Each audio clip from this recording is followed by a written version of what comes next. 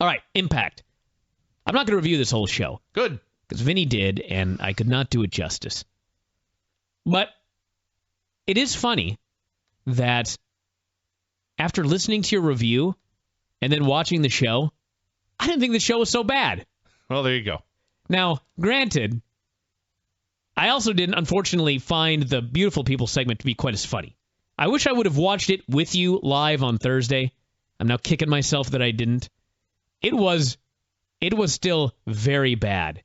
But my expectations were such that when I watched it, all I could think was, man, Velvet's not that bad tonight. The Brittany stuff was hilarious. The line about the Queen Bee was preposterous. This whole, I don't know. The problem with this show, I'm not going to give a whole review. I'm just going to tell you the problem with the entire show. The problem with the entire show is how in God's name does anybody care about anybody on this show? I don't care about a single person on this entire program. Not one. When Dixie, I'll tell you what you didn't do justice to, was all of the talking with Dixie and EC3. I did my best. You didn't even scratch I know that's what surface. you're talking about. Oh, my God. I believe I said it had more bad dialogue than an entire episode of Total Divas. Fuck that. The problem is how long it went. Yeah. I feel like I watched that for 9 hours. They talked, and they talked, and they talked. And at no point did I care. Of course not. And then they kept talking. They thought I cared, and they kept going. That's actually what made me the most pissed off of anything. That whoever wrote this thought that we were going to care. It's impossible. I don't give a shit about any of these people. Let me run through this, tell you who I care about and who I don't care about. I don't care about Bully Ray. I don't care about MVP and Bobby Lashley and Kenny King. I don't care about the Wolves. I don't care about Austin Aries. I don't care about Bram. I don't care about Tigre Uno. Have I missed anybody yet?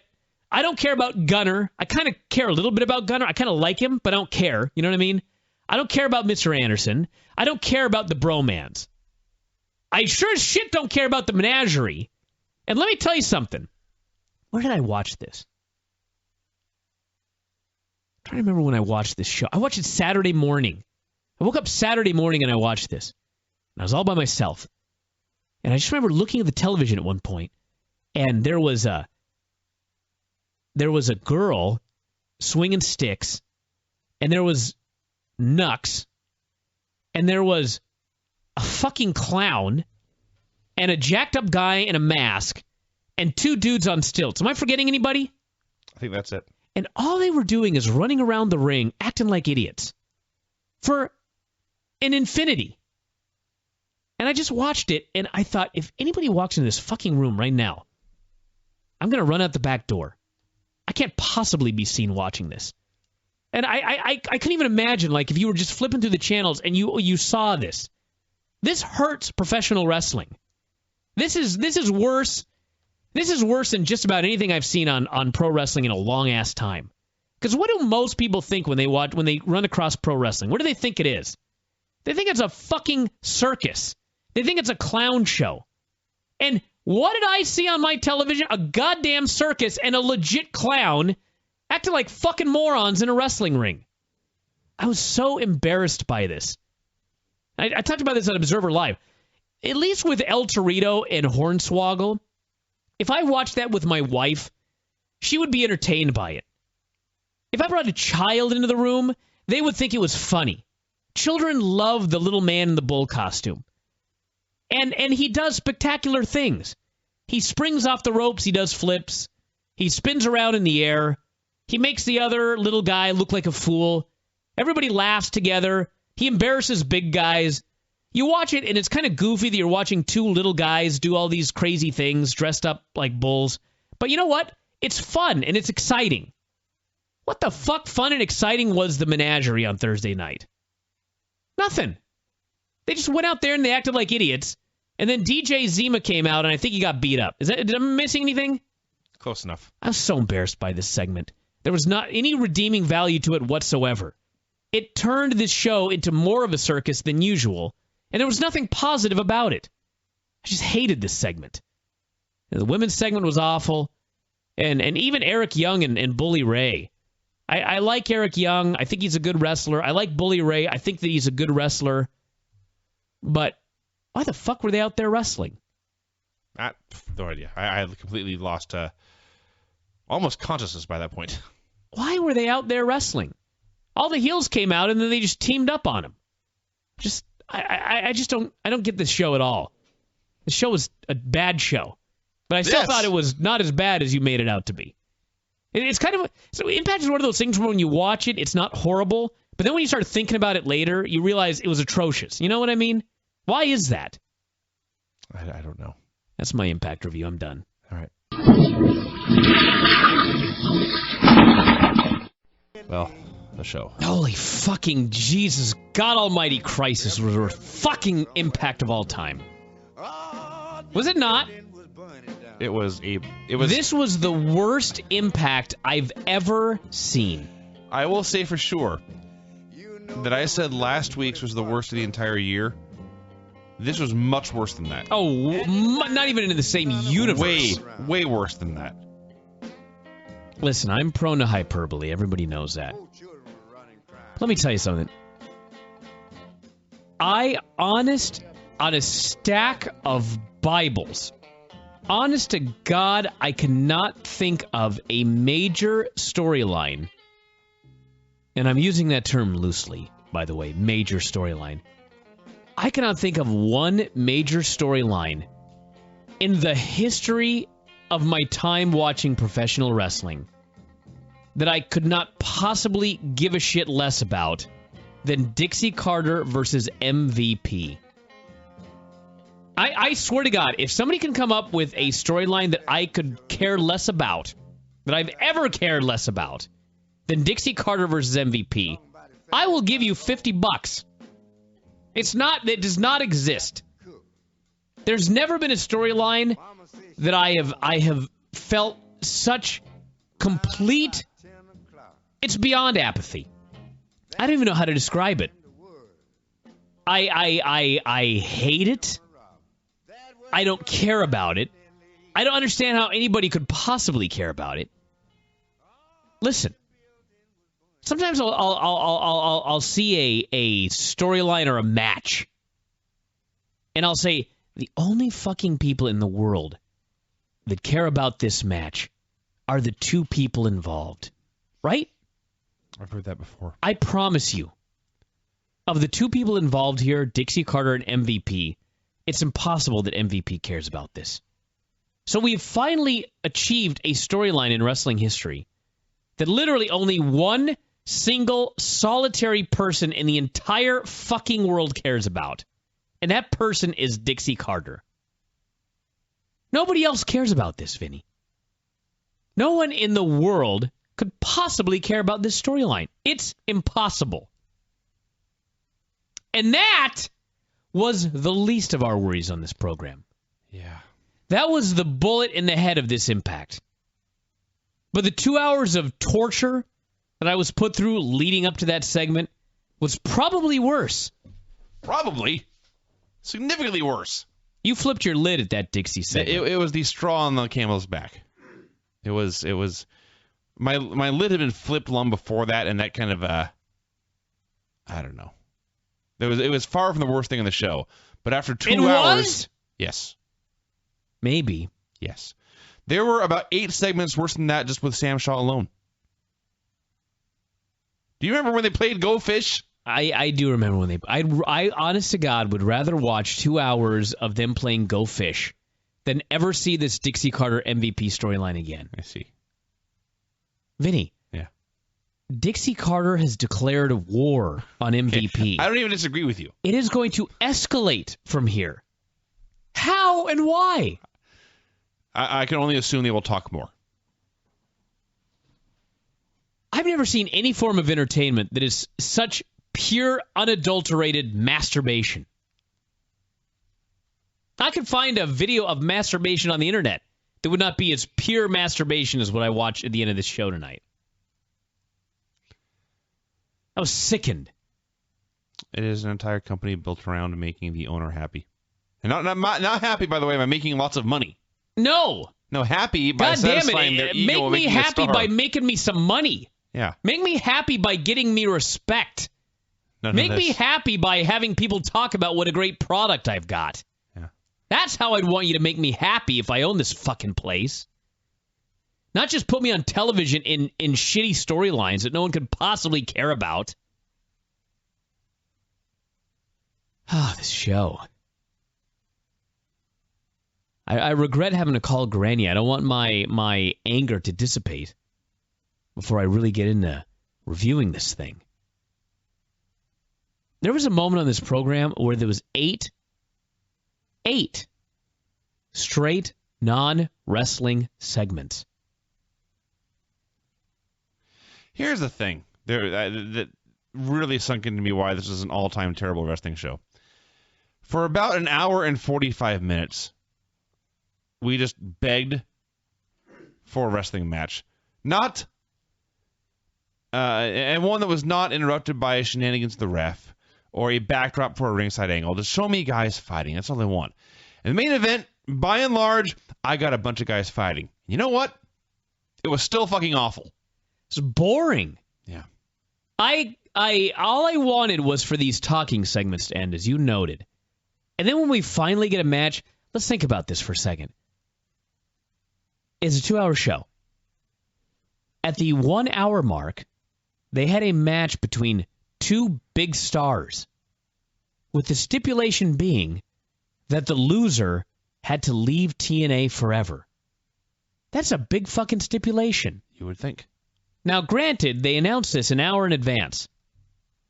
And when they got in the ring, not one goddamn single fan cared about this. They treated it like it was just another stupid segment on a stupid wrestling show. Which, I might add, at the end of the day, it was. So, that was the top of the hour segment. And you know what we got? You know what the finish was? And keep in mind, leading into this match, MVP had gone to the referee and commanded him, no matter what happens, there must be a winner and there must be a loser, right? Right. So, what did we get in this loser leaves town match with a 1 hour build? We didn't get a finish. That's right. We didn't get a finish, and it led to the babyfaces demanding an 8-man tag, and the heels inexplicably accepting. So at the end of the day, I'm getting ahead of myself here by reviewing this, but I'm going to do it anyway. Bully Ray and Eric Young fucked up MVP's plan. MVP had a very specific plan. He's the guy in charge. Two babyfaces came out and fucked it up, right? Yeah. And the consequences were what? They got the match they wanted in the main event. And what, mind you, were the stipulations for the main event? First blood match. First blood. What did this solve? It didn't solve a goddamn thing. I hate this show. This is a bad show. Get this shit over with. I'm sickened. You recall last week we watched Impact separately. And I regaled you with tales of its horribleness, and you watched it and said, you know, it was not that bad. And so I could not wait for the Observer to come out to read Dave's thoughts and see what he had to say. And by and large, Dave's review of Impact was exactly the same as my reviews of Total Divas, where you're just over it. You don't rant about anything. You just write down what happened because this is your job and you get through it as quickly as possible. That's what Dave did with Impact last week. I just felt like bringing that up. I got to say one more thing about Fabio before we go on here. I'm reading his Wikipedia. And it says here, Fabio is commonly found in public sweeping men and women off their feet while posing for photos. Really? I am so pissed off I didn't go try to get a photo. Should have done a pose down. That could have been my goddamn Twitter photo for like years. Fabio sweeping me off my feet at Whole Foods. He tried to plug his new protein powder or whatever it was. All right, we got to talk about it. Just do it. MVP and his crew were patrolling the back in search of Samoa Joe. For the record, let the record show, I did not complete a sentence before Bryan broke down in laughter about this show. No, it's not that. Google Fabio and go to his Wikipedia. All right, 1 second here. Fabio. And look at the photo. Official Fabio Lanzoni? Yeah, look at the Wikipedia. Look at the photo and then read the caption. This is official site. All right, where's Wikipedia? There's Wikipedia. All right, here's a photo. There's Fabio with 2 fans. Fabio Lanzoni, middle. Not the 2 children. In case you were confused of which of these 3 individuals was Fabio Lanzoni. I'm shutting this down. Get this fucking thing on the road, quick. In 1994, Fabio released an album titled Fabio After Dark, which included soliloquies on his philosophy of love. That's awesome. All right. So, yeah, MVP was backstage looking for Samoa Joe. At this point, Samoa Joe came out to the ring with his music and video and cut a promo. And he called it MVP. MVP was unable to find a man who was actively looking for him. What a bunch of clowns. They talked, and they talked, and they talked, and Austin Aries came out, and they talked, and they talked, and they talked. In hindsight, I made a grave mistake, because I spent this entire segment just writing down different words. What an idiot. Oh, me? Yes. Yeah. All I spent this entire segment doing was writing down synonyms for the words talking. Actually, it's funny, because I wrote down everything they said, too. I don't even know why. So I wasted it, because if I had known what the show was actually going to be, I would have saved some of these to pepper throughout the review. So they talked and they talked and they talked, and MVP booked Joe against Aries, with the loser leaving the company forever, and then it was to the back. All I know is that in my report here, I have written the word fuck in some way 15 times. Magnus met with Bram. It was time for more talking. Mm-hmm. He warned Bram that Willow was more dangerous than Jeff Hardy, and then Bram left and Magnus breathed hard. What he said was, Willow is not the pretty boy Jeff Hardy you think you know. Why would Bram know Jeff Hardy? I don't know. They've never been in the same place at the same time, to my knowledge. And I believe that Bram said that Magnus used to be the champion, but he lost it, and also his ranch. His ranch? Is that what he said? I could have sworn he said that. I thought he said his wrench. His wrench? Yeah. What do you mean his wrench? I don't know. It makes more sense than losing his ranch. He was so despondent that he left the building without his wrench, and he lost it. Why did Magnus have a wrench? I don't know. And why would this be a talking point in this fucking interview? I don't know. He had to have lost his ranch. That makes more sense to you. I want to see the Magnus ranch. To think about these things. I watch his show and there's not one shot of Magnus's ranch. Is making a wrestling show this hard? Move on. Bram versus Willow. I suppose there are no more countouts in TNA because they brought outside forever. Who cares? Jeff tried what I went to describe as a wacky slingshot thing, but it came out a whack slingshot thing. Anyway, he hit the stairs. Bram found some sort of metal that I couldn't identify. Mike Tenay called it a very familiar weapon. Oh, yeah? He brought this weapon into the ring. He swung it over his head. Magnus ran out to stop him. None of this was a DQ. Maybe that was a ranch. It may have been. And then Magnus attacked Willow with the weapon, and that was a DQ, and he beat him up with it forever, and Bram was happy. Tenay and Taz, I don't know if they've given up or they've just been told. Oh, God, they've long past given up. Are you kidding me? Well, it appears they're just given a script and they're just told, just fuck it, just read word for word. Because that's what they do. They come out here and they got like no emotion and they just read word for word what is on this script. And Tenay is explaining that you never know what kind of offense the unpredictable Willow will pull out. It's like, really? Willow does the same goddamn moves in every match. I know everything he's going to do. And in fact, I could have called this match because he did every single thing I see him do every time.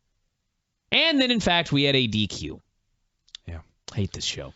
MVP found the Wolves in his office, and they talked. And talked.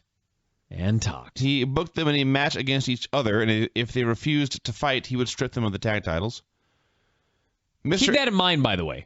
Mr. Anderson was being a wacky drunk cowboy backstage. This is where I determined it was WCW 2000. Davey Richards versus Eddie Edwards. Kenny King came out to watch. One of the things I forgot to mention last week was that Kenny King, the ring announcer, the king of the night, was wearing a JCPenney discount rack polo shirt. So he comes out here and he had like Wranglers and a t-shirt on. At least it was his own shirt.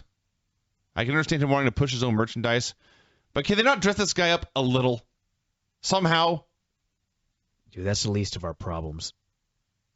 How about the fact that we had Eddie Edwards versus Davey Richards, and they found a way to make me not care one iota about this match. Very boring. Nobody cared. Yeah. It was. I'm not even making this up. It was virtually dead silent in this building. Well, yes, you're right, but there's more to say about that too. I mean, can you imagine that you get Davey Richards and Eddie Edwards and you manage to put them together in a match where nobody cares?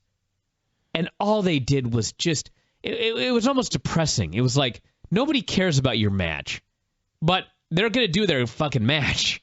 And they tried so hard, and they have this, they must have been backstage for like an hour trying to think of this match where they just mirror each other's spots. And the story is that they're exactly the same. And so every time someone does a move, it gets reversed in the same move with the other guy doing it. And they put so much hard work and effort in this that it was kind of like, why did you bother? You know what I mean? And then Eddie pinned him with a cradle. And that was that. And nobody cared about this. So Eddie won with a roll-up. And Kenny ran down and said, no, I want you to fight. I want you to punch each other and kick each other. And so they beat him up. Yeah, think about that. They were told that they have got to fight or they would be stripped of the title. So Kenny King comes out to make sure that they fight. He commands them to fight. They don't fight. They kick his ass. Are they stripped of the titles? Absolutely no follow-up whatsoever. Because this show sucks. Let the parade of talking begin. Dixie and MVP met in the hallways, and they talked. Here's what I wrote about this. Something about contracts and who was in control. I just can't deal with this anymore. I'm sorry. Yeah. MVP said that he was the director of wrestling operations because he was Shut a up, wrestler. I don't care. No, this is important. He said he was a director of wrestling operations because he's a wrestler. So shouldn't there be fucking 30 directors of wrestling operations since there's like 30 guys on this roster? Hate this segment. I hate this show. Things got significantly better. Brittany appeared on TV. The only bright spot in this company right now is the one who fucks up the most. Hardly. Madison was come on getting ready for her match. Brittany said, "I will be there for you." Madison said, "Do nothing, do not get involved, do nothing, stay away." So Brittany's gimmick remains, she sucks and nobody likes her. The BroMans are having fun backstage. Robbie was upset about the Menagerie. They were talking about what was bothering him. They mentioned the stilt men. They mentioned the chick. They mentioned the freak. And they mentioned the clown. At no point in this segment, with three men talking about the Menagerie, did anyone mention or even hint at the only guy in the group who actually wrestles matches. Yeah. MVP met with the ref and he talked to him. He said, in this Joe Aries match where the loser's gone forever, there must be a winner. Yeah. Samoa Joe appeared on TV and he talked. Austin Aries arrived. He talked as well. Literally nothing was established here that had not been set up an hour ago. This was 5 straight talking segments at this point. I am begging. I've heard for, I don't know how long I've been following wrestling, but I've heard forever. If you're going to be a secondary company, you've got to be different. You can't be the same as WWE. Fuck that. Please copy WWE or NXT. Grab one of their fucking scripts that gets leaked and copy it. Where you'll never see 8 segments in a row of talking. You wonder why your quarter hours plummet. Total nonstop action. 8 fucking straight segments of talking. And we haven't even talked about the worst segment I've ever seen. That's next. Well, let's talk about the worst segment you ever saw. Okay, here again, I am just going to read my notes verbatim. Bear with me. BroMans were in the ring for talking. Robbie was not in the mood for a party. They talked about clowns. The Menagerie interrupted, doing the same 5-minute entrance they do every week. Robbie tried to give himself a pep talk. I don't even know how to describe what followed. Crazy Steve and DJ Z spent like a solid minute trying to see who had the loudest horn. Freak carried DJ Z around for a while. BroMans looked at Steve. Menagerie threw everyone out. By the way, the EY Bully Ray segment is already over, and I am not yet done writing about the BroMans. So anyway, that was some god-awful television right there, but I laughed till I cried. Now Sam Shaw is talking. I am 2 segments behind. All right. Maybe there have been worse segments, but this was so bad. This was so... Every single solitary second of this segment sucked in every way. The BroMans arguing sucked, especially the fact that it was a 6 straight fucking talking segment in a row. The argument about clowns. The Menagerie comes out. They have a debate. The BroMans are afraid of the Menagerie. They come out and they proceed to have a debate. Crazy Steve starts honking a horn at fucking DJ Zima, who starts honking his horn back. They're honking horns at each other. And I realize that Charmel and Jenna Maraska was an all-time horrible -5-star segment. I'm well aware of this. But you know what? It was a wrestling match. It was a bad one, but it was a wrestling match. And let me tell you something, all of you out there that are listening to this right now, because you know this. Sometimes you will be watching a match and it's really bad. And someone will walk into the room that's not a wrestling fan, and they won't quite understand why you hate the match so much. Because to a normal person on the street, they don't really get a terrible match as opposed to a match that's not so terrible. Granted, they can kind of tell, but if you're crying about a Jenna Maraska match, how do they know that's any worse than a Velvet Sky match? They can't tell the difference. So at the end of the day, you were just watching, during that -5-star segment, a bad wrestling match. This made wrestling... If wrestling dies, it's because of shit like this. If it disappears from the face of the earth, it's because of shit like this. Someone walks into the room and they see you watching this, and they're like, why would you ever watch this? It's every terrible stereotype about wrestling that I watch on my television screen.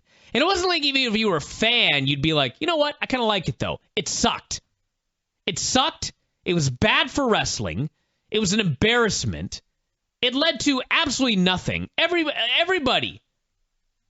They press Zima Ion because he's supposed to be thrown outside of the BroMans. But their fucking timing is so bad that the BroMans are in there arguing with a clown. They argue with a clown for like a minute, and the clown finally realizes, oh, we should throw you shitheads outside. They throw him outside, and then the guy gets to throw Zima Ion onto them. I dare you to find me a worse segment than this. It's terrible. It was horrible. So by the time I got done recapping that, 2 more segments had taken place. Both featured talking. Ray and Eric talked to the ref to try to get him to call the main event fair. The ref, to his credit, cut a hell of a promo saying he had to feed his family. Then Gunner and Sam Shaw talked. Think for a second of all the things you'd ever want to see 2 pro wrestlers talk about. Any subject.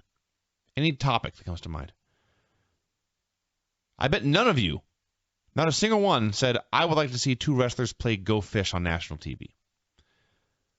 That's what happened. Yeah. Gunner and Sam Shaw played Go Fish like a whole game. It went on forever. It was not entertaining at all. There's more. Austin Aries versus Samoa Joe, 2 former world champions, with the loser being gone from the company forever in a match nobody gave a fuck about. Jesus Christ. Go find Austin Aries versus Samoa Joe from Ring of Honor. Yeah, I thought about that too. Fuck. So, Aries puts on a submission hold, and Eric Young runs out and pulls out the ref. And then Joe puts on a choke, but Eric Young pulls out the ref. They bitched at each other for a while. Even when there is a match going on, we must still see talking. It's been an hour building up this fucking match. How many segments did we see where they were guaranteeing that this was going to have a finish? It feels like 1,000. And then guess what happens? There was no finish. They don't have a finish. Bully Ray came out, he punched out the ref, and then Eric grabbed a microphone and he did some talking. Said they had to protect Joe and Aries' jobs and their families because Lord knows these giant stars are living paycheck to paycheck. MVP came out for more fucking talking. And they booked an 8-man tag first blood match in the main event for literally no reason. Let's think about this. MVP has spent an entire hour trying to design a match to guarantee that one of these guys is out of here. So Joe and the fishing guy come out and they foil his plan. And MVP responds by allowing, and I don't even hear this bullshit about how Kenny King accepted the match. MVP is in fucking charge. He could have said, no, we're not doing the match. Instead, his hands in storyline were tied. Why? I don't have any fucking idea, except they wrote themselves into a shithead corner. So at the end of the day, after the babyfaces ruined this guy's plan, he granted them the match they wanted in the main event. That was the consequences. That's correct. You know what? I'm finished with this show. Excellent. And your notes. I'm done with it.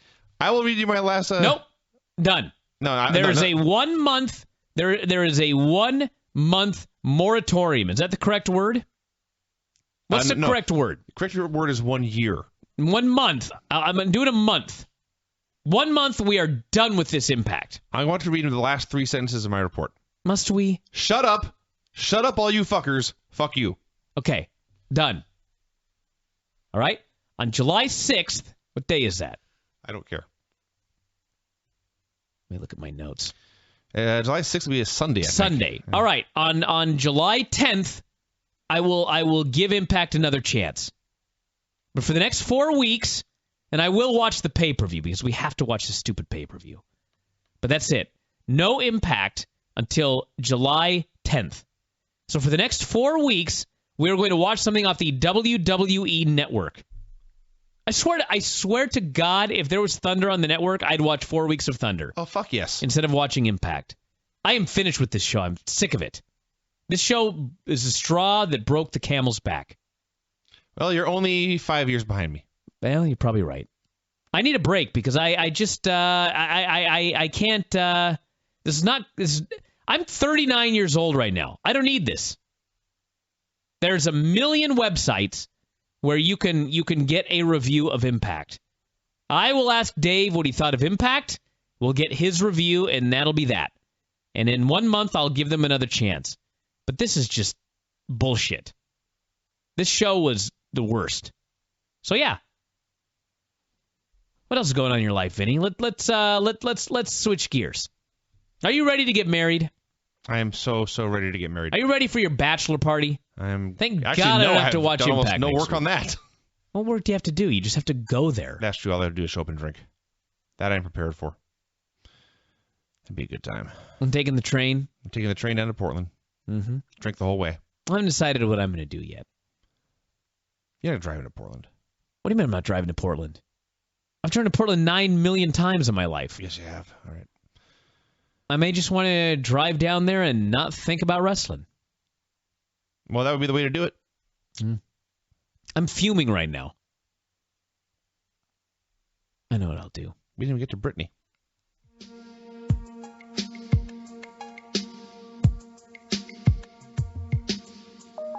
I wonder if Fabio's got a movie. Let me check.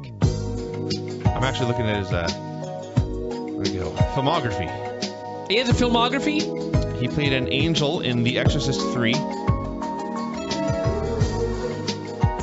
Most of these credits read either Fabio or himself.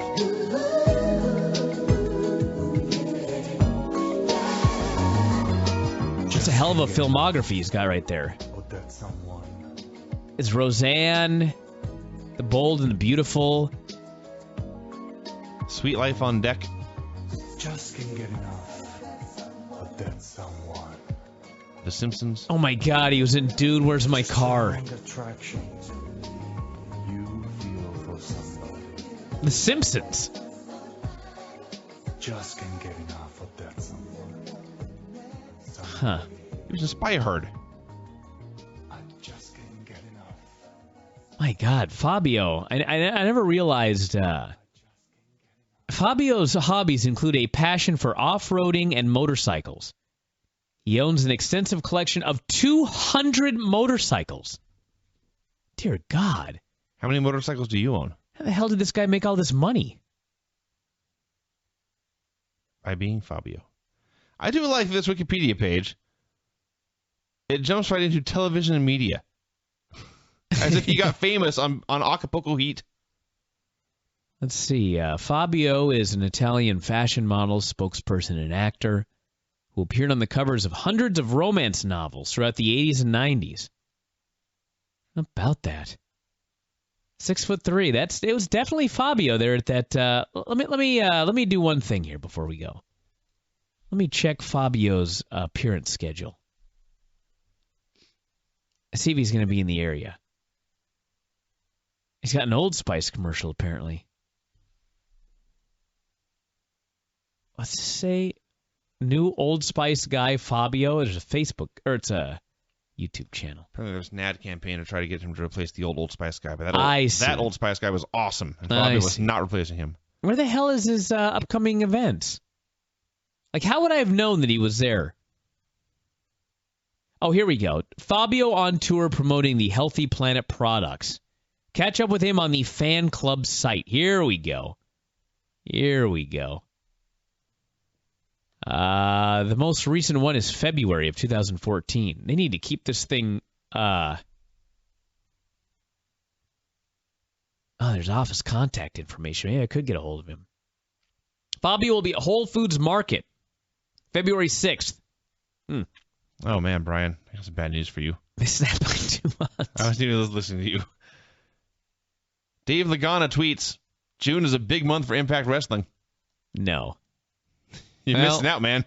I'm missing out on this big month. I just can't do it anymore. I've got to take a break. Listen, if people are upset that I'm not watching Impact, you send me a list of what you'd like me to watch. I'll watch it.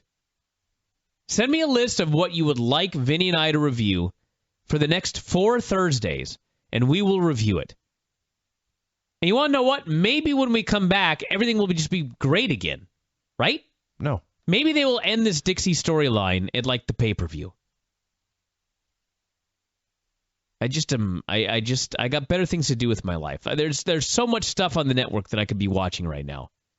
And not How could it take you so long to get to this point? Because Vinny... Are you that thick?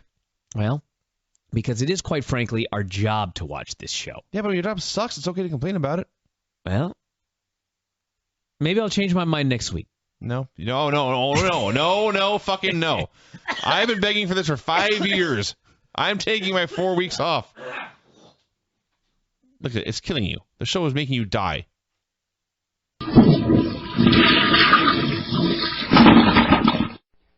So, quite frankly, as we talk about this TNA 1 month boycott, it is possible at the end of this 1 month, you will never hear me reviewing TNA Impact again. We're going to talk about the hows, whys, who, whats, wins, and wheres after we come back from the break. You are listening to Wrestling Observer Live on the Sports Byline Broadcasting Network. We are back here on Wrestling Observer Live. Brian Alvarez here, WrestlingObserver.com. We are joined by Mike Sempervive, also of WrestlingObserver.com. We are here every Sunday, 3 o'clock p.m. Pacific, 6 Eastern. Sports Byline USA Radio Network, Sirius Satellite Radio Sports Zone, Channel 92, 94, 794, XM Radio Channel 208, and streaming live worldwide on the internet at WrestlingObserver.com. I see them phones ringing. Don't call. No calls for at least 15 more minutes. I got stuff to talk about here, as does Mike. Mike is incapable of watching Impact since he has cut the cord. He watches them on a delay. And, Mike, I remember when you cut the cord, I was like, man, I wish I could cut the cord. But I got to watch this Impact show, for example. I have to be able to see it. No more! The boycott is on. The boycott is on. You have not seen this show. No. I've got a lot of feedback to my decision. I've got a lot of people saying that it was, most people saying it was the right decision. There are those that don't watch Impact and are upset that I will no longer be talking about it and alerting them as to what's going on. And as some people like to say, making them laugh as I eviscerate it. But let me tell you something. In about, what is it now, 4 days? In 4 days, I'm 39. And I don't need to do this anymore. I briefly considered quitting Impact in 2007, and I didn't. But in 2007, the website had not merged with the Wrestling Observer. It now has. And so I don't have to watch Impact because Dave is going to watch and review it. So therefore, literally, I do not have to watch this show. And I'm not going to. It is not even like the dying days of WCW where it was just like hilariously bad, where it was the dying throes of a once... WCW, everybody, was once the biggest wrestling organization in the entire world. Let's think about that for a second. For those of you that grew up in the 80s and you lived through the Rock and Wrestling Connection and Hulkamania, and maybe you go before that and there was wrestling on the Dumont Network and all down through the ages. The most financially successful wrestling promotion at one point was World Championship Wrestling. And then it died. And so I covered it until the bitter end. TNA has never come close to even being in the same universe, not even in the same breath, as the most successful wrestling promotion of all time. Which also, at that time, had the most talent-laden roster in the history of professional wrestling. Exactly. What do we have right now? What we have is a promotion that has had a couple of small peaks, but has never truly been a big success. And it's not even like the thing is dying. It's not even like it's collapsing. It has been in a state of death for several years now, actually. It wasn't quite as bad as it is right now. There was a period about, probably actually this time last year, the show had actually improved. Business was still god-awful, but the television show had improved. Those days are gone. The attendance is abysmal. I have just retweeted, at Brian Alvarez, you can head up to my Twitter, I have just retweeted a photograph of the attendance that they drew at a show in Aberdeen, Maryland, I believe 2 days ago. Now, I know some of you are going to look at that and you're going to say, Brian, it's not fair to take a picture before the show starts, before everybody has arrived, or a show after everybody has gone home. Incorrect. If you take a close look at that photograph was taken during the main event. The main event. It looks like there were 60 people there. Maybe I've counted wrong. The house show attendance is abysmal. The television ratings collapse throughout the show. The show has a good open. Why? Not because of anything having to do with TNA. The show has a strong open because people are sticking around after Cops. A show from the 90s. Cops does ridiculous ratings. And people stick around for the first quarter of Impact, and then they begin slowly turning the program off as the show goes on. The buy rates, abysmal. They cut from 12 pay-per-views to 4. The idea, I guess, well, my theory is that they were losing money on every single pay-per-view, and so if you cut 8 pay-per-views, at the end of the day, you lose less money. I'm sure that their claim would be that we cut from 12 to 4 so that we'd have more time to build to the 4 pay-per-views, make them seem more important, and do better numbers. Newsflash, these pay-per-views are not doing any better numbers than they were when they were doing 12 pay-per-views a year.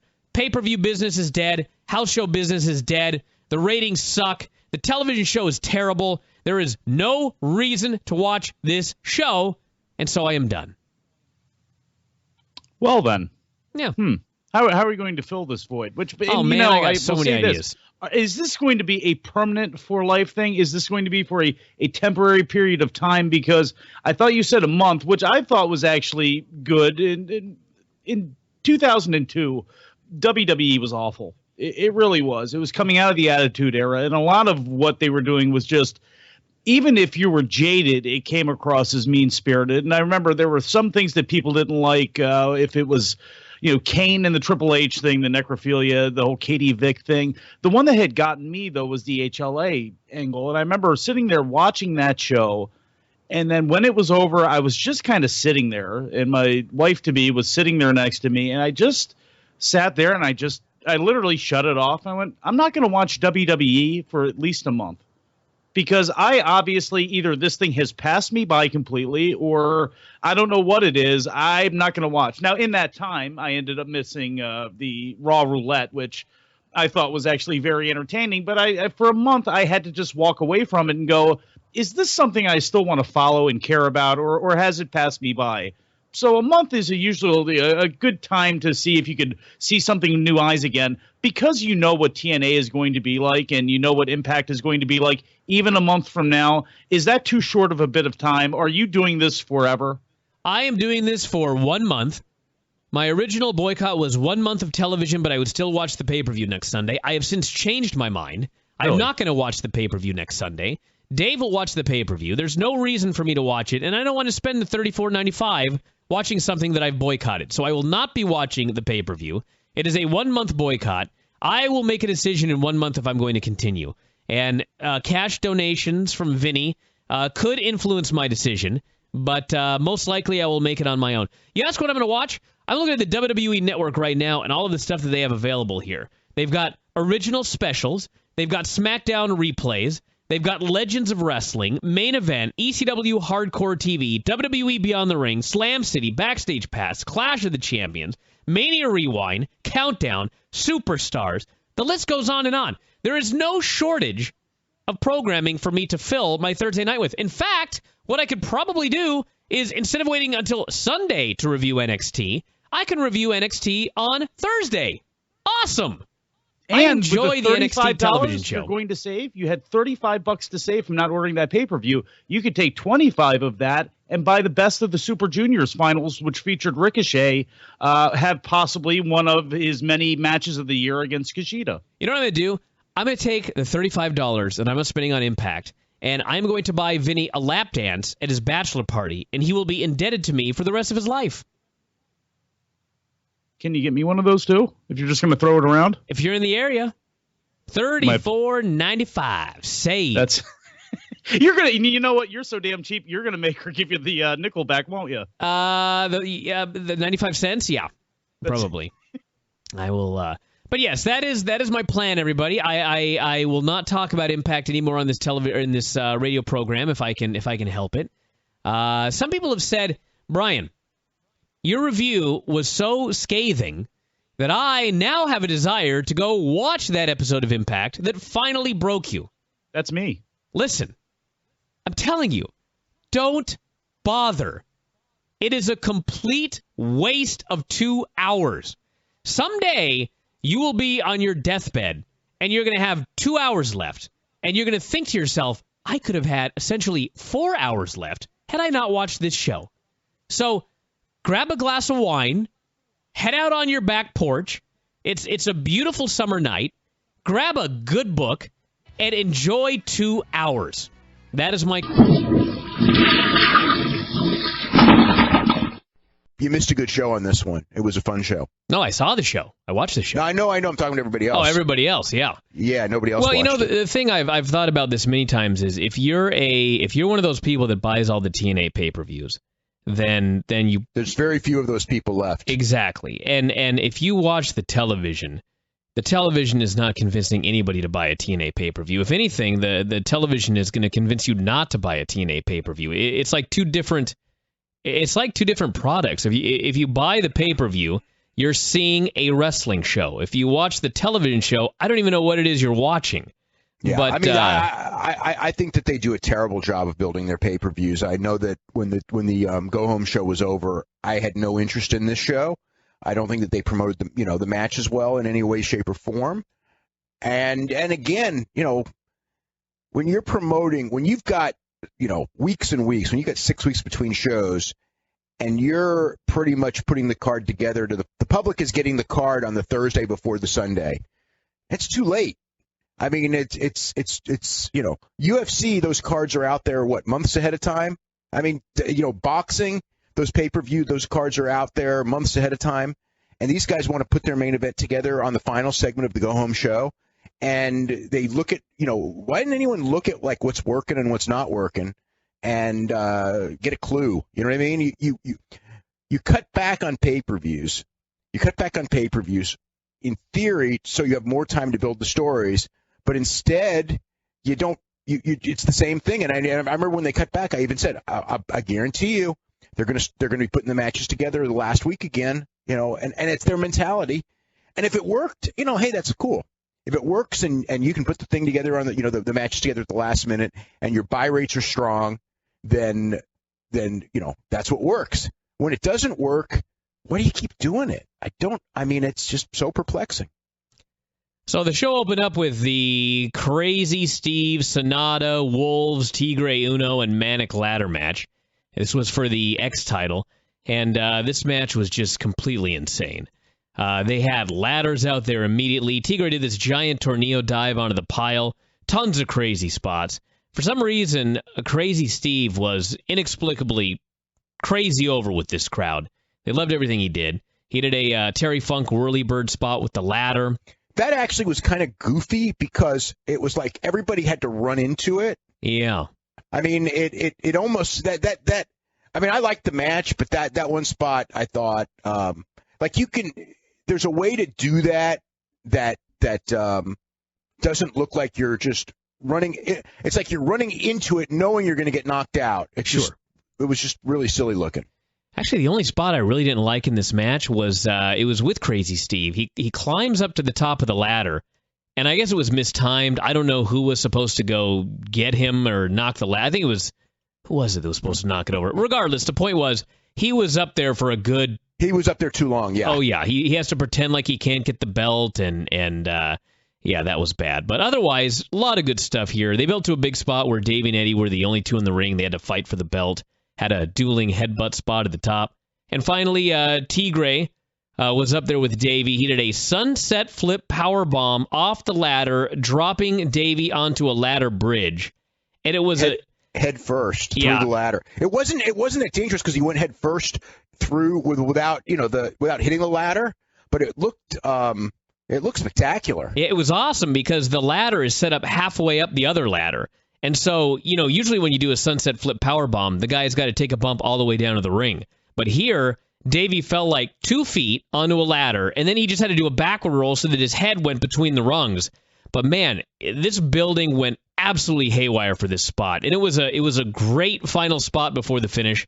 They did that, and then Sanada climbed up and grabbed the belt. Very, very good opener, a lot of fun.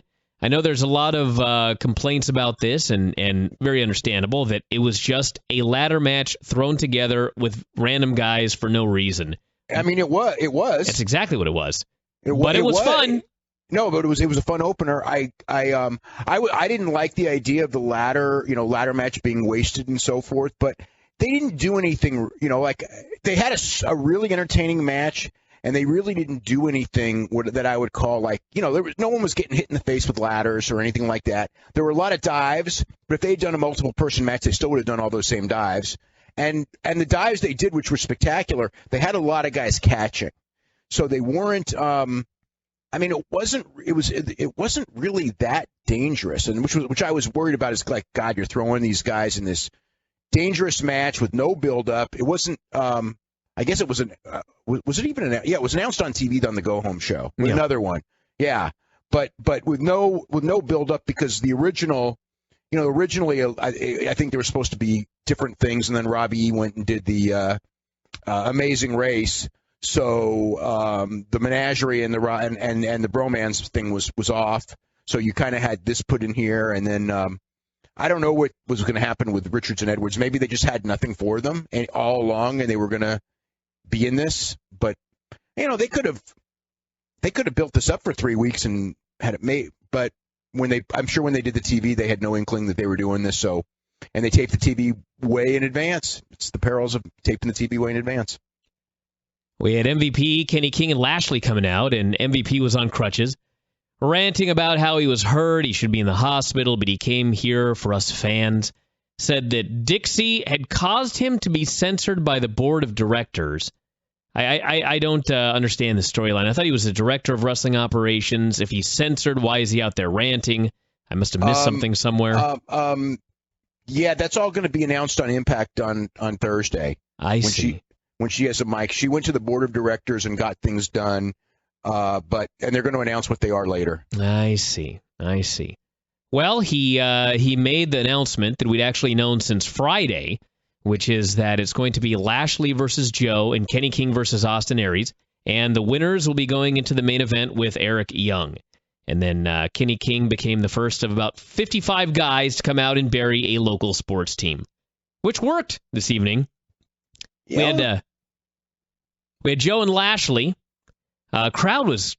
I was shocked at how into this match they were. A great crowd all night long, I should add. We've talked about that a little bit, but I was thinking about this during this match that when the show is over, the company's probably going to go, oh man, we got to try and get out of this Impact Zone whenever we can because this crowd in Dallas is so great and they suck at the Impact Zone. It's true. It is true, and to a degree they're right. But you know what? If you would have brought a show to Dallas and you had a bunch of 3-minute matches and 8 talking segments in a row, they would not have been like this all night long. You had burned them out. You came here and you gave them a wrestling show, and they went crazy for it. And I'm not saying that Impact should be all wrestling. I'm not saying that. But I'm saying that the way they're doing the show now is not the best way to do that television show. Yeah, but the other thing too is that they did a lot of local advertising. They had a lot of local media, and the Kevin Von Erich thing was huge. Mm-hmm. And that's not that's not something that they can do. That's not something they can do with their TV tapings, and it's not something that they can do. It's not normal TNA. I mean, it's great. The people who came were into it, and clearly, they knew who the people were, so that was impressive. But it's not representative of what they can normally do. I wish it was. It would make for a hot product. We had 2 guys calling to Observer Live today from the area, and one guy was just like, he was so excited that the Von Erich boys were there because obviously he grew up watching it and he thought it was just great. And the other guy was telling me about how on all of the local morning drive time shows, there was all of this promotion for this show. They had Kevin Von Erich doing interviews, and basically sounded like they did more promotion for this show than any other show they've ever done put together. And well, I mean, they did, but again, like they had a hook, which is Kevin Von Erich, who was a huge celebrity in Dallas 20 years ago, 30 years ago. His father going back 60 years, really, almost 60 years.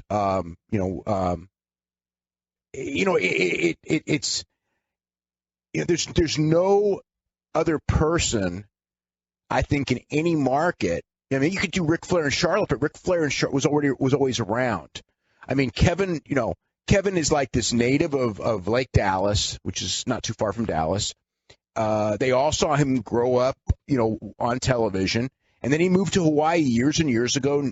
Hasn't been back, so it's been that thing where he's not there, and now it's his kids. It's one of those things. I was really, while watching this, it was really cool, but I was really sad because it was really a reminder of what wrestling has lost.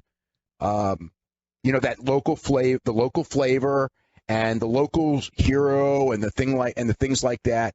And this is maybe, I'm not saying it's the last time we'll ever see it, but it's one of the last times we're ever going to see anything like this because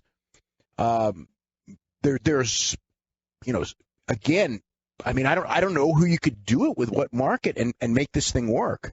I mean, and that was the key. You're talking about like they did all that stuff. It's like, yeah, you can get mainstream media because everyone in the mainstream media that is actually from Dallas, that lived in Dallas in the 1980s, without question, or even the 70s, as far as that goes with Fritz. It's like they know the Von Erichs. I lived in Texas in the 80s for about a year, and it's not like I mean I guess you could say it was like Hulk Hogan, but it was and in some ways it wasn't as big, and in other ways it was much bigger. But when I say everyone knew the Von Erichs, I mean it's not like even Steve Austin or I don't even know who that was big, Ric Flair or Triple H, where they're known. These guys had name recognition way beyond that as far as the North Texas market goes. Every kid grew up with them, and so you've got so Kevin, you can get Kevin on all kinds of media, and every media will cover him because he's Kevin Von Erich. He's the Latin, and plus the whole story of the brothers that died and the whole thing. I mean, it's just this. At one point it was kind of a negative story, and it was. I mean, a lot of them died from drugs, and so the whole Von Erich story. God, it's a crazy story. But at this point now, Kevin Von Erich, the last survivor of that Von Erich clan and his kids wrestling. I mean, it was something, and I mean, like I said, they tapped into it, and that was I knew that was a really good move, but I really didn't realize until tonight what a great move it was. And at the same time, while watching the show, it was kind of sad to realize what wrestling has lost when you really saw this too, because it's like, again, it was it's not a once in a lifetime, but I don't know that we're ever. I can't come up with an idea as good as that you can do now, because most places local heroes are too old and it's just, it can't really be done. It's actually funny because like a couple of days ago we were asking for feedback from people in the area if they were really promoting this, and the answer is yes. They promoted the hell out of it, and it paid off. So there you go. This was a Joe Lashley match, so it's just kind of a match. I thought it was good. Lashley just kind of beat on him forever. A lot of long nerve holds. Joe made a comeback. They had a kind of a creative finish. They teased a ref bump, but Joe saw Earl Hebner in time. He stopped, and then as he's hustling him out of the way, he turns around right into a spear for the pin. So Lashley moves on to the cage match main event. Had a interview with Dixie. Borash interviewed her, and she cut a promo on Bully and said that nobody had seen Ethan's vicious side. She said he's going to have everything that he deserves coming to him. And Borash wanted to know who she had been having secret meetings with. And she said she was not going to be sharing those details until she was standing in the middle of the ring and everyone was listening. Yeah. Unfortunately, that kind of storyline stuff is the stuff that, you know what I mean? That's the stuff I'm tired of. What's it going to be? I don't know. Spike TV new deal? I don't know. I hope so for their sake. I know that Spike deal wasn't signed a week ago. We had Magnus and Willow. Bram and Abyss are out there in the corners. This was essentially two former world champions having a match third on the card. Magnus worked him over for a long time. Willow made his comeback. All of Jeff Hardy's old moves. Finally, he went for the senton, but he missed. And so he crashes and burns in the middle of the ring. And Bram decides now is a great time to hit the ring. I have no idea why he chose this moment, but he did. And so Abyss came out to make the save. Magnus was out there trying to help Bram. Ended up with Jeff doing this big Nesty dive plunge onto all three guys. I mean, that move takes a lot of guts because you're just falling backwards and relying on these guys to catch you, and they kind of did. Although he hit the back of his head and shoulders pretty hard on the mat there. Yeah, but it wasn't like a tope or a plancha or anything. I mean, it's like he's on the top rope and he flies backwards without looking. He just felt like he was bungee jumping. Yeah, with no cord. Yep. That was thank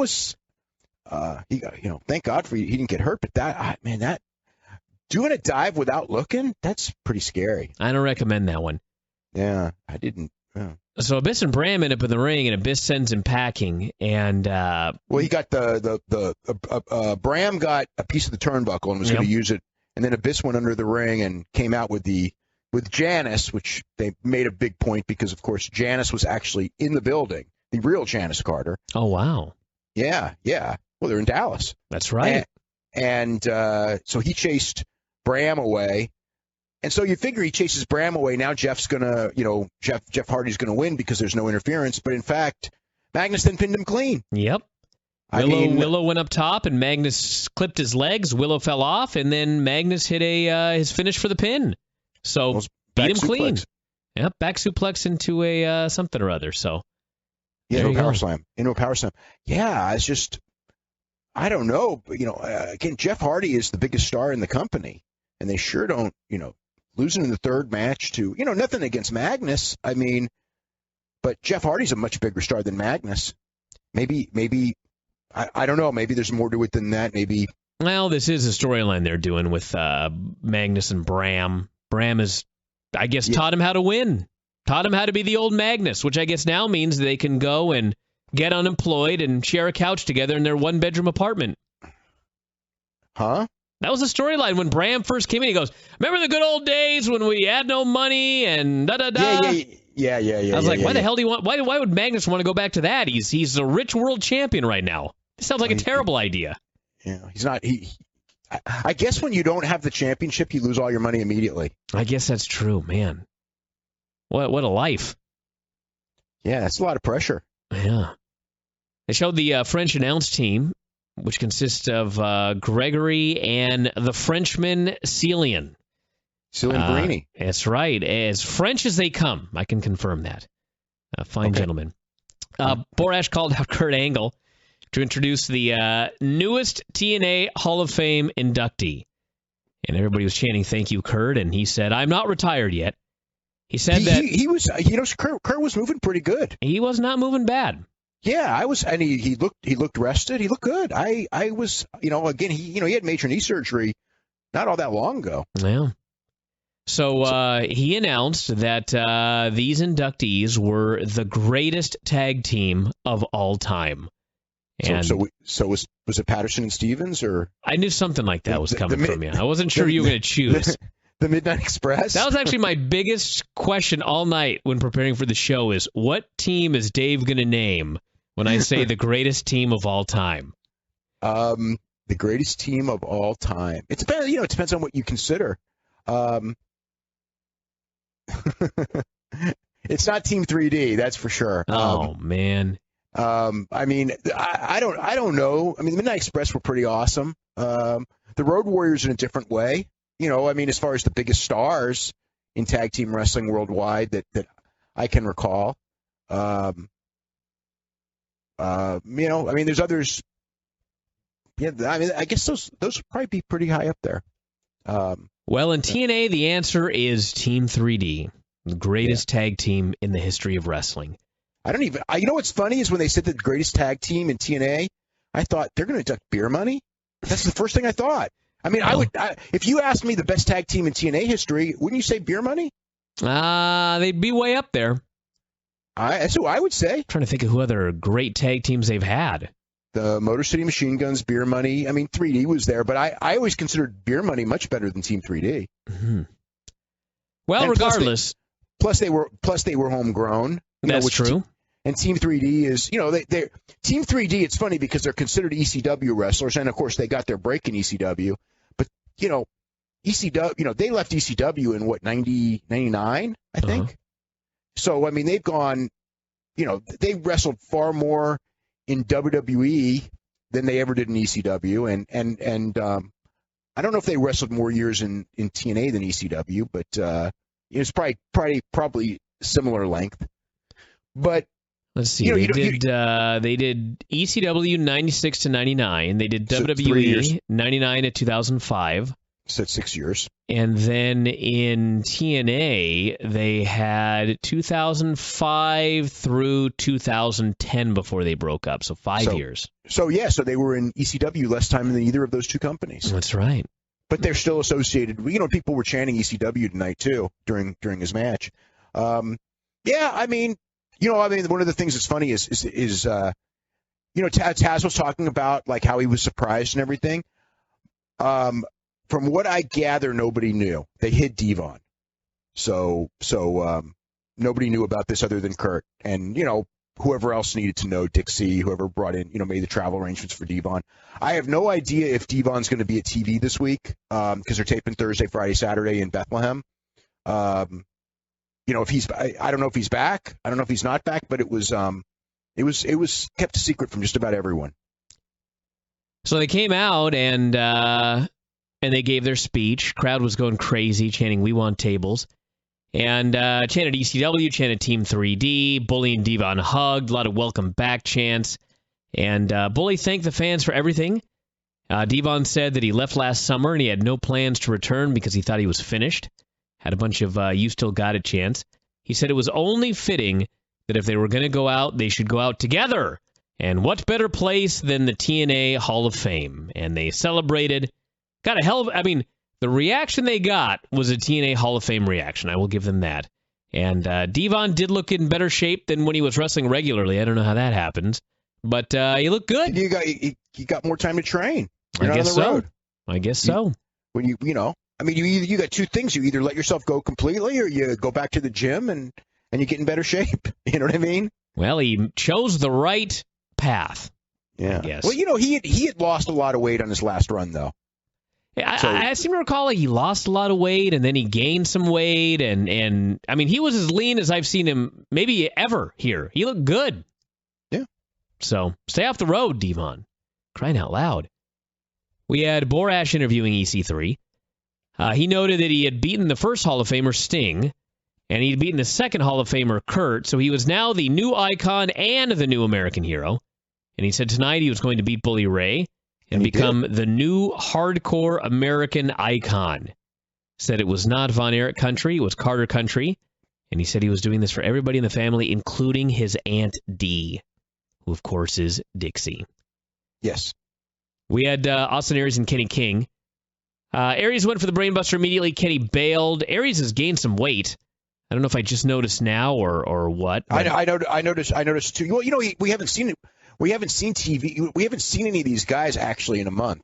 I guess that's true. Yeah. Or longer, whatever it was. They taped TV so long ago.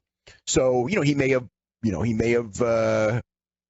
wanted to gain weight. I mean, who knows? You go through those phases. And it's been a long time since we saw him. So yeah, like the changes are a lot more noticeable than like on WWE where you see the guys weekly. Yeah.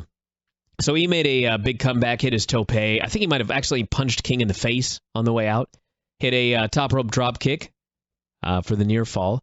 And finally, King missed the double knees into the corner, booted Aries, went for the pin using the ropes, but Brian Hebner caught him. And then they fought on top for a while. Aries hits a high-angle superplex, which they called a brainbuster. Got the pin. Match was good. And so Aries has advanced. So the main event was Eric Young, Austin Aries, and Bobby Lashley for the title. Yeah, I mean, that was good because Lashley was going to be in there. And at least with Aries, you had a really good worker. I thought they were going to put Kenny King in. I mean, there was a kind of you could have done it the other way and then had Eric Young in the 2-on-1 situation. And there was a spot, in the main event where early on, Eric Young and Aries were actually working together against Lashley, which was kind of weird, but it all worked out actually pretty well. I think it was a better match. Well, I don't even think it was definitely a better match because Aries was in it. So I think that they did they probably made the right call the way they put the match together. So Borash came out to introduce the Von Erich boys, and he did a great job actually making him seem like a big-time deal. We had Ross. It was a big-time deal. It was a big-time deal. Although, what's funny? Until the end of the match, when Kevin did his run-in, this actually might have had the least heat of anything on the show. They were really green, but every time they did something, the crowd, exploded for them. Yeah. I thought the crowd, like, it wasn't a good match. So in that sense, but it had way more heat than the women and some of the other matches. I guess there was the women's match. So they had the match with Jesse and Zima Ion, and Kevin came out, and it's kind of funny because he comes down to the ring and he looks like he can barely move. Looks like he's hurting. Oh, he's hurt. Kind of walking funny. Kevin's hurting. One of the reasons that you never see him here hardly is because, if he lives in Hawaii. His back. If he takes a flight from Hawaii here, he is hurting bad. I know people who've, offered him good amount of money to come in and do shows and things like that, and he just turns it down because he just knows how bad he's going to hurt.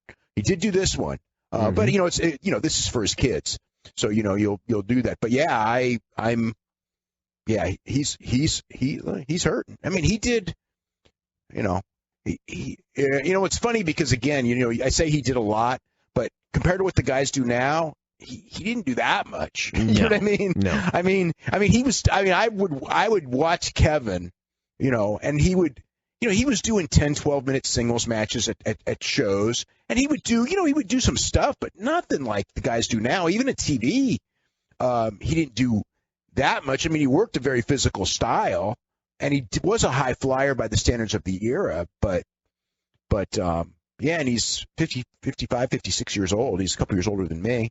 So I think at least 56, maybe 57 even, depending on when his birthday is. But he's hurting, and it was clear. I was surprised. I thought he's 57 years old. Yeah, I thought that the kids were bigger than they were.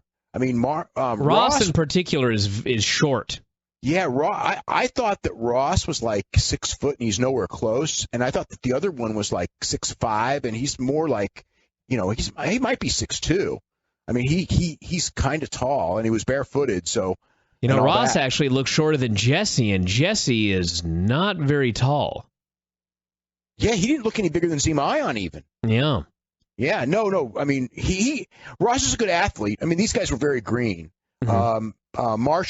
Marshall to me had the more fire, without question, and I felt that he had more potential. But I think one of the sad parts of this is that they were, there was this audience here, and they wanted these guys to be, the other thing that was sad was when they came out and they showed that picture of David Carey and Kevin from their heyday.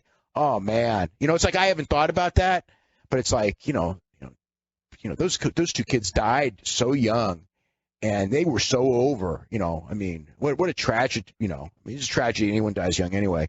But I mean, that audience wanted to relive that through these kids, and they're never going to get another chance because there's nowhere for them to be wrestling in Dallas on a regular basis, on a monthly basis or a weekly basis, and the Von Erich, the idea of the kids growing up, working from, the middle of the card, they're going to end up being main eventers and all that, like would have happened in another era. It just doesn't exist. I mean, I don't think that these guys, this felt to me like it was a one-shot thing to draw a house. It worked, but it's their, I don't know that they're going to sign these guys up. I don't think they are. I don't think that they're going to be on TV because they're very green. I mean, the Ion and Jesse did a great job. Again, it's only a 5-minute match, but I thought they did a great job of getting them through that match. Yeah, Marshall wrestles barefoot. I think I thought he was less green of the two. Ross, I mean, they're both green, but, like you said, Jesse and Zima did a really good job with them. A lot of Von Erich chants, and they got the heat on Ross, and finally he flipped over on a suplex, did the old crawl through the legs, old school hot tag. Marshall ran wild, and the big finish was the Von Erichs are about to get the win, and Zima Ion, he's being double-teamed. He's about to be beaten. I believe Marshall hits him with a standing moonsault. He's about to get the pin, and then Jesse hits the ring with a chair. Right in front of the ref. Right in front of the referee for the DQ.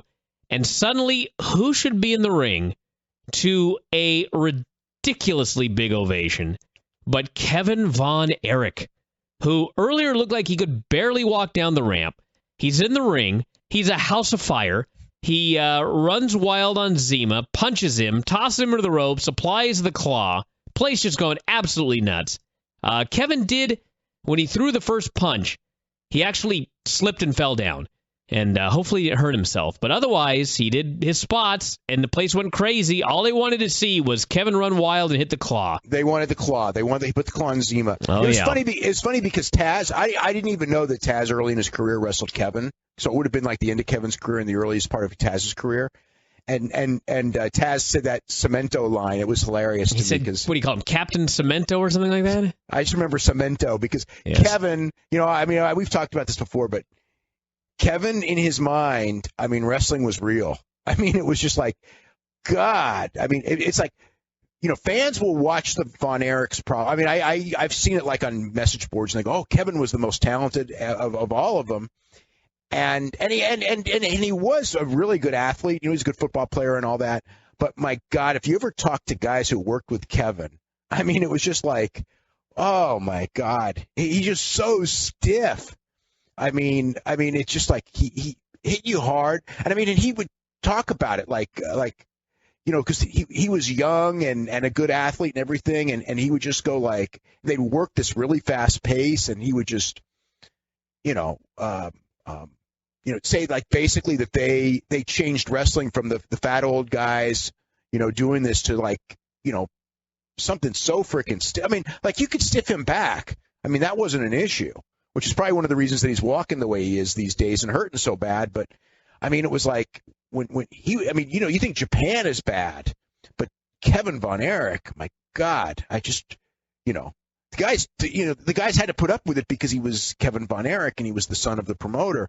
But, if he was like anybody else, oh my God, guys would have killed him, but you weren't allowed to kill him. I was waiting for Zema Ion's brains to start coming out of his ears, but apparently he survived. Why, you heard those stories, huh? Oh yeah. And it looked like he was squeezing his head as hard as possible. Oh my God, I was in Japan when Kerry did that to a cat. I didn't see it. Oh God. Oh yeah. I don't want to hear the aftermath. I didn't see it. Murdoch told me the story. A cat got into the dressing room and they put the claw on the freaking cat. Kerry did, not Kevin. And it's like, Murdoch just goes like, he just like comes out and he's got this look on his face. This is at the hotel, and I actually was talking to Kevin and Kerry that day, and they're gone, and Murdoch comes up, he's just shaking his head, and he goes, there's something wrong with those boys, and I go, well, we all kind of heard that. He goes, no, there's something really wrong with those boys, and then he starts telling me about, oh, geez. Whatever. It's usually the kind of story. Well, I'll move on. So anyway, the comeback was awesome. I actually rewound it like 10 times. So great. So. Like I said, I was, It was awesome. Yeah, but this is what wrestling used to be, and it's never going to be it again. And this. Well, you know what? I'll just rewatch it 100 times then. Great Father's Day surprise here. Oh man, it's like I'd forgotten. Oh well. Borash interviewed the beautiful people, and they were not happy that Borash had intimated that Angelina could not win without Velvet's help. So we had Angelina and Gail for the Knockouts title. Gail went for a Hurricane Run off the ropes, got powerbomb for the heat. They did this spot where Angelina was going to give Gail a reverse draping DDT off the ropes. And oh yeah, she did. It was the most badly mistimed spot I've seen in many a day. And I didn't know her neck snapped in a bad way though. Well, yeah, what happened was they timed it wrong, and so Gail didn't land on her back; she landed on her ass, and then the back of her head smashed into the mat when the other half fell down. It was just horrible. I hope they checked her for a concussion, because this just looked awful. So the story is that referee Brian Stifler, here in this company with two referees named Brian, he is enamored with Velvet, I guess. Both of the beautiful people. With both of them, it doesn't matter which one. Just blondes. So Velvet sprays hairspray right in Gail's eyes, right in front of Stifler, and he just lets it go. So Earl Hebner runs out, and he says, Stifler, get out of here. So Stifler's gone for the moment. And he boots out Velvet, too. That's right. So Angelina has a pin with her feet on the ropes. Earl caught her. Gail goes for a drop kick, but she accidentally hits Earl, who takes a pratfall. So with Earl down, Stifler comes back. And Gail has a pin, but Stifler refuses to count. And then Angelina reverses a cradle. And the moment Stifler sees Angelina with a cradle, and holding the tights, mind you, he rushes in and counts the pin. So he is a corrupt referee. He loves the women. Another heel ref. Another heel ref. Yeah, I thought this was the weakest match on the show. I didn't really like that storyline. Having said it, I do think that they actually set up the finishing. I thought that the spots that they set up to get where they wanted to go were pretty well done. They did do it very well. Yeah. For what they were trying to do, they were good. The timing was good. I like that, but I just don't like, the real cartoonish heel ref thing. I guess, if we're going to limit it to just the women's match, which, is throwaway anyway, most of the time, maybe it's not so bad, but Gail Kim is a very good wrestler, so I kind of would like to see her, do wrestling matches, but I don't know who she does them with in this promotion right now. I guess Taryn Terrell when she's finally back at TV, which may be this week. It could be soon. I saw a picture of her a couple days ago. She looks great. Yeah, no, she's already did the last set of TVs for what was it? They did an all women's pay-per-view that no one's going to watch. Oh, that's right. Yeah. And so she was on that. So that was her first night back, and now, but I think that she's going to be back. I don't know what the storyline will be. Maybe, in fact, it may end up being Gail Kim and Taryn Terrell against Angelina and Velvet because Gail obviously needs a partner. That's right. Bully threatened Ethan backstage, said that Ethan had claimed that Bully would win over his dead body. And so tonight, Bully said, well, I'm going to kill you. And he talked about all the greats of Texas wrestling, Von Erichs, Terry Funk. It was actually a hell of a promo. I thought one of the better promos of the year. Stan Hansen. Yeah. This was great. He had the cowbell, like Stan Hansen coming out with the cowbell from Japan and doing the Stan Hansen thing. And the people, what's interesting is because the people really got into the mentioning of all the names, not just the Von Erichs, but even Stan Hansen, who was, Stan was never a big star in Dallas that I recall. Terry Funk, obviously, at different times was, although not probably after, God, I don't know when Terry stopped going to Dallas. I would think it was late 70s. But before that, the Funks did come into Dallas all the time. But yeah, and I mean, Bully, I think Bully is kind of enamored with Stan Hansen anyway. He does the Stan Hansen call, which I guess is pretty cool since Stan doesn't do it. Stan's retired, so you can copy it and it's kind of like pay homage to him like they used to do with Road Warriors as well. So we had a Texas death match. I guess before we go any further, what were the old school Texas death match rules? The old school Texas death matches, falls didn't count. And then if you won, there would be a rest period, depending on the promotion and how long. When I was a kid, it would be a 1 minute rest period instead of a 2 minute rest period. And then the loser of the fall had until 10 to get back up. And then if he got back up, then it would continue. And Texas death matches were in our territory.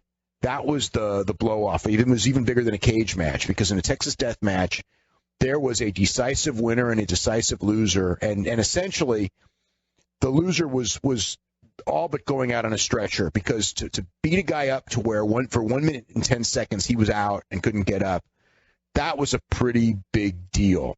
So that's the old school Texas death match. This was essentially what a last man standing match, right? Last man standing, yeah. Yeah, called Texas Death, yeah. So they basically, as noted, had a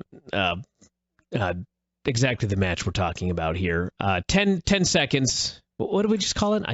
Last man standing. Last man standing. He's been doing those matches for forever. That's right. This is a last man standing match here. And anyway, they did a typical last man standing match, Bully Ray style. They had all of the gimmicks. They had glass. They had a cheese grater. They had the tables.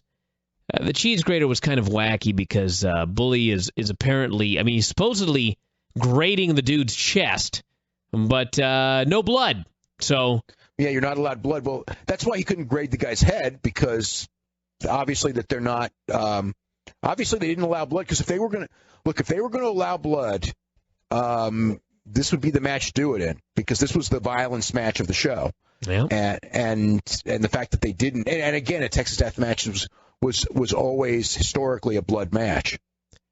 So they had glass. They did a spot where there was a glass, broken glass supposedly in the middle of the ring, and Ethan tried to put Bully in it, and Bully caught him in midair. Hit him with a 3D, sending him chest first into the glass. It was Diamond Cutter or Bubba Cutter. Bubba Cutter, that's right. I guess a 1D. So anyway, finally Dixie comes out as Ethan is laid out on these tables outside, and Bully screamed that he was going to kill her. He actually said it in a much more derogatory manner, and ended up chasing her around. She ran into EC3, takes a comical bump. He falls on top of her. Bully picks her up, and he lays her on the table. So he's heading up top, and his idea is, I am going to do a big splash off this post, through the table, and Dixie Carter. And before he can do it, Ethan ends up whacking him with a stick, and as he's falling, Spud, who had been beaten up earlier, yanks Dixie off the table, and so Bully falls through it and is rendered unconscious for the 10 seconds. Must have been a hell of a cane shot. So the crowd did not like this finish. They chanted bullshit. Dixie quickly completely recovered, and away they went. So they are still teasing, Dave. They're going to do it. Dixie Carter's going to go through a table. Yeah, well, I'm presuming it's a Bound for Glory. They have to do it at this point. It'll get a big pop. The table stuff's over. It's old to me, but it works and people want it, so that's cool. And it's, again, if it's only one match on the show, that's fine. It's different from every other match on the show. That's good. You know how you can. This was a well done match. What I don't like the idea though of the where he sliced up the ring and he pulled off the padding, because they've done that 2 or 3 times, and once you've done it, it's like, I don't know. I guess Ethan, one of the near fall, so to speak, was Ethan using his finisher, which was the headlock DDT on Bully on the wood after removing the pad, but Bully did get up by 10. I thought that on this show tonight that Ethan Carter did a great job. I mean, he felt like a real star to me, a star heel. For a guy who was, cut by WWE and, in developmental for the most part, barely, never really had a shot at the main roster, to come in here and really come across like a star. I mean, they gave him every opportunity, and like he said, they had him beat Sting and they had him beat Kurt. So it's like but he, you can do all that. You can book a guy favorably, but his presence and his talking and his work, even, like in this match, I mean, he's really good. We had James Storm and Mr. Anderson. Storm came out before the match, and he called the Dallas Cowboys, or some Cowboys in the front row, called them fake-ass Cowboys. Said he was a Tennessee Titans fan. Corrupt.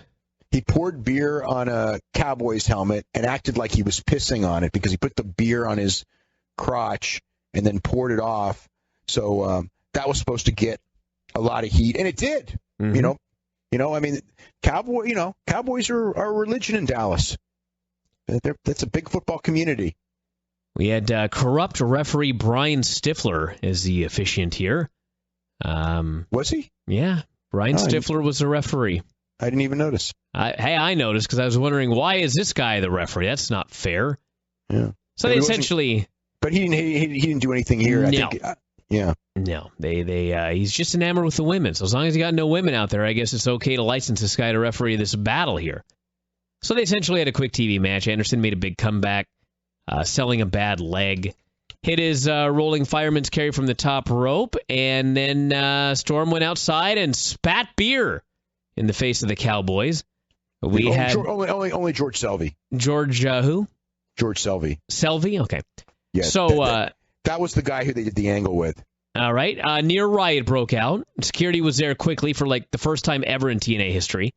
And finally, Storm went to use the beer bottle, but Selvey jumped the guardrail and confiscated it, which allowed Anderson to hit his finish for the pin. So big win by James Storm, by Mr. Anderson, and then the Dallas Cowboys partied with him afterwards. It's more a photo op, a attempt to get on ESPN than anything else. It was an ESPN Sports Center attempt, and I don't know that I haven't heard if it worked or not, but it's again, it was one match on the show. It got over. It was fine. It was good, actually. As far as having seen a million things like this, it was done well. Eric Young came out, cut a promo about how crazy he was. Guy's good promo. I just have a hard time taking him seriously as a champion. He's not a world champion. That's the deal. Yeah. He's a good wrestler. He's a good promo. It's 12 years of him playing, an opening match comedy guy.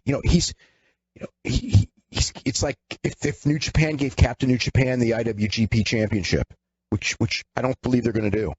I would bet they don't do that. No, I would bet that too. Eric Young, Lashley and Aries. Cage match. Or if WWE gave Santino the championship. I bet you they ain't going to do that either. They're for sure not doing that. No. That's for sure. He had Lashley just throwing everybody around in this cage match for a while. As you noted, they double-teamed him for a bit. It was your basic three-way inside a steel cage. Crowd was quite alive for it, so that helped a lot. What was interesting is that they had Lashley as a heel do some face spots, and he got booed like crazy for doing them. So, it was a crowd that was booing the heels. You know what I mean? It wasn't they weren't doing, oh, this is awesome when Lashley did the double suplex both at the same time or anything. So I think that helped the atmosphere a lot. They had a couple of brutal spots. Lashley reversed a suplex and tossed Aries into the cage, which was brutal. And they did a big spot at the end where Lashley's sitting on the top rope. Eric hoists him onto his shoulders. Actually, he hoisted Aries onto the shoulders, rammed Aries into Lashley. Lashley falls off the top rope and ends up on Eric's shoulder. So Eric has both guys on his shoulders, and he basically gave them a double AA, the old John Cena spot. That was cool. Yeah. Eric went to climb, but Lashley cut him off. Now, correct me if I'm wrong, because I know I'm not wrong. This was not Escape the Cage rules. Yeah, they made that very clear at the very beginning. It's not Escape the Cage rules that you only could win by pinfall or submission inside. They didn't want people climbing and running around. Well, why the hell was Eric climbing here then? So he could set up that elbow off the top of the cage. So he was climbing to set up a spot. Yeah, of course. All right, sure. So yeah, it was clearly not a Escape the Cage match because at one point Lashley went for a spear and ended up hitting the cage door and flying outside. And the story was that he was locked out, but it was funny because they chained the door shut with a chain that was like 15 feet long. So you probably could have got an elephant into the cage, but Lashley had to pretend he was so wide that he couldn't make it in there. So didn't Lashley look like a total freak tonight? I mean, more than usual. Well, Dave, you've said that many times about him, and he always looks absolutely gigantic to me. So he looked a lot. He looked a lot bigger than he looked at TV a month ago. Really? Yeah. No, this was him looking like almost not quite the OVW days, but maybe the WWE days. You could tell when he's got that extra detail in the low back and things like that. When the first time I saw Bobby Lashley in OVW, when he was Blaster Lashley, and he was wearing the big lifts too, so they made him look like he was 6'3", even though he's not nearly that tall. And it was just like, oh my God, and he was so green, and it was just like, oh my God, this guy should be in the freaking Mr. Olympia. You know what I mean? Mm-hmm. It's like, and it was like and I knew who Bobby Lashley was from amateur wrestling, but he didn't look like that when he was an amateur wrestler. Too much conditioning, I'm sure. Yeah, unfortunately, too much conditioning, right? But the and then I thought, it's like, oh my God, if Vince McMahon sees this tape, he's going to ruin this guy's career, because he's going to. And it's funny because the first time I probably talked to Cornette about him, it was almost the same thing. It's just like, oh my God, this Blaster Lashley character. It's like, yeah, we got to hope that Vince McMahon doesn't see the tape because he'll bring him up to the main roster, and boy, is he not ready. And they did. That's exactly what they did. That's exactly what they did. Yeah. So they did the big spot there with the spear to the outside. Eric went up top before this, and he did the big, giant flying elbow off the top of the cage, which is a career shortener there. That was a high cage, too. Oh, yeah. He didn't want to jump. He fell into the elbow. Yeah, he landed he landed about as safe as you're going to land doing that move. But yeah, you're still landing right on your hip. Yeah, no, I know from what, probably 10 feet. Mm-hmm. That was a high cage. Yeah, that's not. That's not a good move. I mean, remember when Matt Hardy did that with Edge? When he did the ass bump, mm-hmm. the leg drop, and it's like, I remember when he did it, and I actually was on the phone with a friend of Matt Hardy's right afterwards, and it was just like, okay, this was the biggest match of Matt's career, so I get it. But please tell him never to do that again. And I mean, then later I heard that for 6 months he was hurting from that move. Do you remember in WCW when Johnny the Bull tried to do a springboard? That was way beyond what Matt Hardy did. I could understand what Johnny the Bull did there. It's like that was beyond insane, and everyone told him not to do it. And didn't he break his tailbone or worse? He did something very, very bad to his hindquarters. He did a leg drop, everybody, over the top rope to the floor. On the outside. Running like a high jump over the top rope. It was it was a move that you could not do anything but get hurt badly doing. It's not like it was like, well, if I do it wrong, but I'm going to do it right. It was like, if you do this move, you were going to break your tailbone for sure. And he did.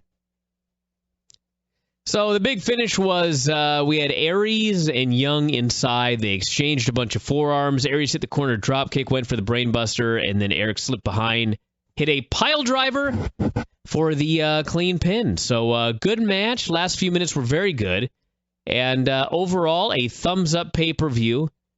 I have no idea why the TV can't be like this, but what the hell? You can't have it all, right? No, you can't have it all, but you know what? You should try. You should try. That should be the goal of the promotion, to give people like that.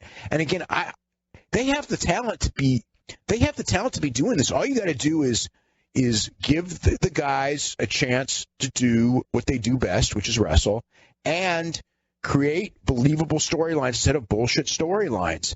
And don't do this, but